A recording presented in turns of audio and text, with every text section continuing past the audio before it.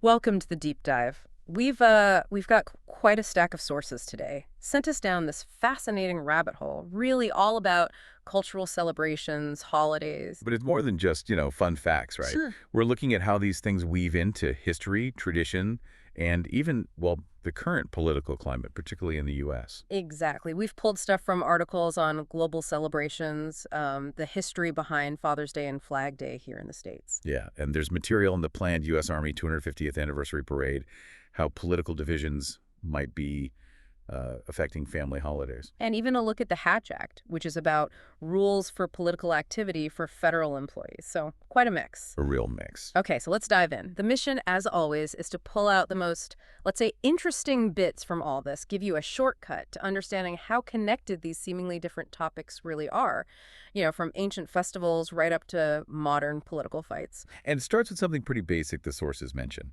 We live in a diverse world. Kids, they notice similarities and differences really early on. Yeah, which makes it so important, as one source puts it, to help them understand and, respect that diversity positively. There's that quote, I think it was attributed to the Dalai Lama, Hmm. about educating minds and hearts. That kind of stuck with me. It's a good one. And when you think about holidays in schools, for instance, one source suggests the best way to decide what gets celebrated is, well, together. Teachers, parents, kids, Yeah. making those calls collaboratively. That makes a lot of sense involving everyone. So, speaking of celebrations, the sources gave us some great examples from around the globe. Holi from India. Right. Holi, Yeah. described as this popular ancient Hindu festival, the festival of spring, the festival of colors, festival of love, all those names. Festival of Colors, yeah. It celebrates spring arriving, good triumphing over evil, mostly India originally, but it's celebrated pretty widely now. Asia, the West. You can just picture the vibrancy. What Wow. about Oktoberfest? I always think beer, but there's more to it. Oh, yeah, definitely. The sources trace it back to Munich, Germany, 1810. It started as a party for the wedding anniversary of King Ludwig III and Princess Therese. Ah, a royal wedding. Exactly. And the festival grounds, still called Terty-Seen-Wise Therese's Fields, after her. And the colors you see everywhere, the light blue and white, that's Bavaria. Though other regions' colors get mixed in too. From a wedding anniversary to a massive global festival. Wow. Okay, and Dia de los Muertos. Yeah, Day of the Dead. Highlighted as one of Mexico's biggest festivals. It's 2 days, November 1st and 2nd, kicks off midnight, October 31st. And the key thing is, The sources really emphasize it's joyful. It's about remembering, celebrating the memory of loved ones who've passed, not somber. And you see it across Latin America and anywhere with Latino communities like, say, Los Angeles. so these amazing examples of culture, history, memory, all wrapped up in celebration. But this is where it gets a bit more complicated, right? The sources show how these things can also become points of friction, discussion. Exactly. Cultural appropriation comes up. One source uses Tucson's All Souls procession as a kind of case study for this. Okay, let's unpack that. What are the different angles the source presents? Well, it notes that some people involved in the Tucson event see it as like a gathering of many cultures. They're clear it didn't start as and isn't claiming to be Dia de los Muertos itself. So they see it as separate, its own thing. That's one perspective, yeah. But then there are critics mentioned in the source who argue, well, they argue it uses traditional Dia de los Muertos elements. Hmm. The sugar skull face paint, maybe drinking in remembrance, but without a deep understanding. And the concern is, The concern the voice, according to the source, is that it risks sort of thoughtlessly claiming the culture of the oppressed, maybe leading to what they call cultural gentrification. The source is careful to just present both sides, showing the complexity without taking a stance itself. right, it really shows how sensitive these conversations are. Okay, let's shift gears a bit to some U.S. holidays mentioned in the sources. Flag Day, for example. Flag Day. Yeah, it carries a lot of symbolic weight, obviously tied into the nation's history. The sources mention how the flag itself, its design changing over time, reflects the country growing, And there's that little historical tidbit in there, too. We all hear the Betsy Ross story. right, the legend. But the sources point out that scholars usually credit Francis Hopkinson. He designed the flag, the Great Seal, even the first U.S. coin, apparently. A bit of historical clarification. Okay, and Father's Day. The sources say it's not universal, right? Not at all. Different cultures, different traditions, different dates even. Though the sources mention Japan and Mexico celebrate it like the U.S. does third Sunday in June, gifts, family meals, that sort of thing. But the history of it in the U.S. is fascinating. I learned from the sources it wasn't like an instant hit. No, far from it. Sources say a lot of men initially thought it was, I don't know, too sentimental, or maybe just too commercial, especially compared to Mother's Day. Right. They felt mothers were more underappreciated. And there was even a push, wasn't there, for a single Parents' Day? Yeah, exactly. Early 20th century. To replace both Mother's and Father's Day. That's a whole different narrative than you might expect. So what pushed Father's Day forward then? This is the surprising part, according to the sources. The economy, basically. During the Great Depression, retailers struggling for business promoted it hard, like a second Christmas. The commercial angle won out. Seemingly, yeah. They pushed gifts like neckties, socks, the classics. Then during World War II, it got another boost, framed as honoring the troops, supporting the war effort.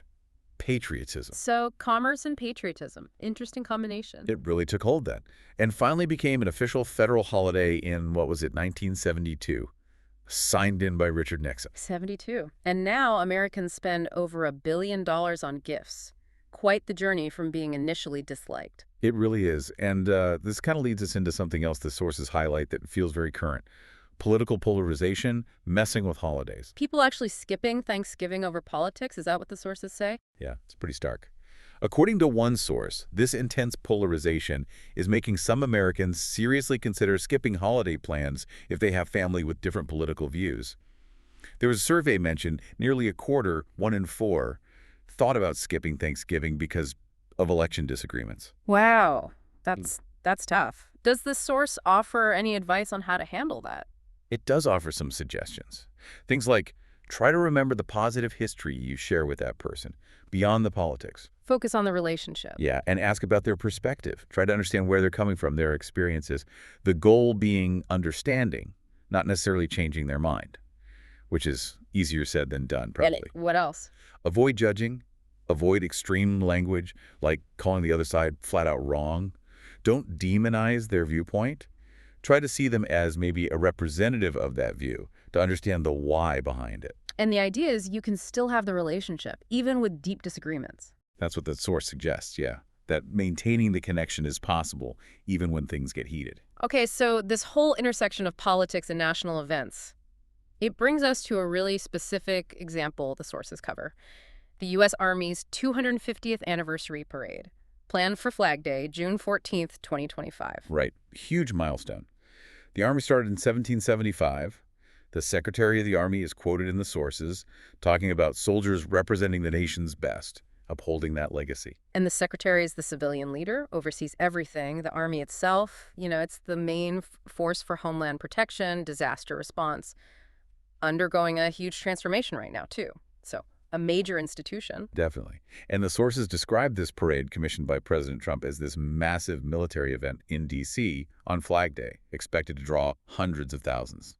But like other things we've discussed, the sources indicate this parade has become controversial. Yes. Several points of contention are raised. One is the date itself. It's scheduled for President Trump's 79th birthday. Okay. And criticisms about the organizing group. Yeah, the sources mention concerns about the committee, America 250. Critics, quoted in the material, call it hijacked or blemished with Trump.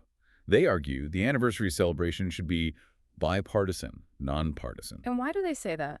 What's the basis? They point to the involvement of people described as having close ties to President Trump. The executive director, the company handling media ops, founded by a former campaign manager, a top media rep who used to be a Fox pundit and suggested singing Happy Birthday at the parade. Things like that. So the perception, or the argument at least, is that it's being politicized through those affiliations. That's the perspective presented, yes. And adding to that, one source mentions some veterans view the parade as a kind of facade that ignores policies they feel hurt military members and vets. The sources also connect this to a speech President Trump gave around the Army's birthday kickoff. Right, at Fort Bragg. Mhm. The source notes that speech included attacks on political opponents, the media, immigrants, and he apparently called Los Angeles a trash heap. And there's a link made in the sources between that rhetoric and his decision to deploy troops, Marines, to L.A. around that time. Yeah, the sources bring that up, with some commentators viewing that deployment as potentially violating federal law. It's presented as part of the broader context surrounding these concerns about politicization. Okay. And protests are mentioned, too. Briefly, yeah. Protests in L.A. around immigration policies, mostly peaceful, according to the sources, against ICE. though some property damage was reported, attributed by officials to agitators. Critics mentioned also took issue with the LAPD's response. Some related protests even had an international solidarity angle, like No King's Day. So this one event, the parade, meant to honor a major anniversary, seems to be acting like a lightning rod in the sources for all these wider political tensions. It really does seem that way. And it kind of echoes an idea from another source. We looked at the suggestion that maybe American politics needs a big shared national goal again, like ambitious infrastructure projects or space exploration, something outward looking rather than the internal divisions which, the source argues, weaken the country. That makes a lot of sense. A unifying project could really shift the focus. Now, speaking of rules and official conduct, the sources also touched on the Hatch Act. Came up because of a listener question, right, about social media. Yes, the Hatch Act. It's that federal law limiting political activity for federal employees. The query mentioned in the sources was about employees posting political stuff online or maybe federal contractors sharing things privately. So what are the main points the sources give us on the Hatch Act? Well, the basic rule is don't do political activity at work, don't use government resources like your work computer for it, and don't participate politically if you're at some official overseas event. Okay. But what about off-duty social media or a contractor sharing something just with friends? The sources draw a distinction. There's a difference between actually violating the Hatch Act, like using your official authority to influence an election, and just expressing your personal political opinion as a private citizen when you're off duty. Although, general workplace norms about discussing politics might still apply. So you can't use your job title to endorse a candidate. Right. Officials can't support a specific party or person in their official role. But talking about policies or movements, that's generally okay according to the sources. And for a contractor, sharing views privately, not mentioning their work, the sources suggest the Hatch Act risk itself seems pretty low since it's focused on federal employees acting officially. Gotcha. And there was an OSU report mentioned about the 2020 Republican National Convention. Yes, the Office of Special Counsel looked into alleged Hatch Act violations there. Their report found that the law, as it's written, didn't actually stop political events being held on certain White House grounds, and it didn't broadly ban federal employees from just attending those specific events. Plus, the president and VP are exempt from most of it anyway. But did they find any violations? They did, yeah. The report concluded that 13 senior Trump administration officials did violate the act by using their official authority or influence to try and affect the election outcome. The OSC report framed this as showing a willingness by some to use executive power for re-election, and it also noted limitations on OSC's own enforcement power. So even with exemptions in specific locations, the line was still crossed by some, according to that report. It really underlines the complexity. It certainly does. Okay, so let's try and pull this all together. We started with these, really vibrant global festivals, deep roots in tradition, community. Holy Oktoberfest, Dia de los Muertos. Right. Then we looked at U.S. holidays, saw how things like Father's Day were shaped by, economics and wartime patriotism, not just sentiment. And then we got into how these celebrations, even national anniversaries like the Army's, can get tangled up in today's political climate. Yeah, raising tough questions about cultural sensitivity, how we interpret history, the government's role, even the rules for officials, like the Hatch Act. It really shows how everything connects, doesn't it? Celebrations, identity, history, but also how, especially when things are polarized, these same events can become flashpoints for political debate.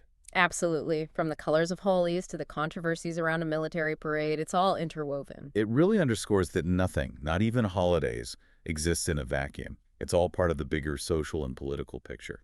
Which leaves us, and you, with a final thought to maybe talk on.